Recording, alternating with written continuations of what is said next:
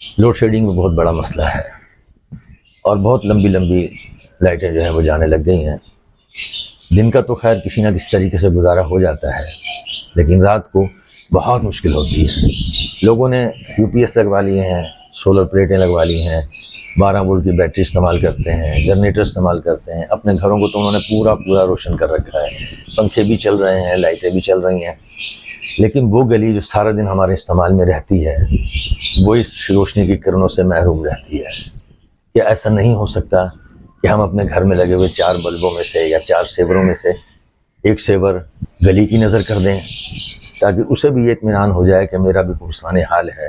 رات کو تو اندھیرے میں گم ہو جاتی ہے، آنے جانے والوں کو بڑی تکلیف ہوتی ہے، اور کیا ہی بہتر ہو کہ ایک بلب، ایک سیور ہم اندھیری گلی کی نظر کر دیں جو سارا دن ہمارے استعمال میں رہتی ہے۔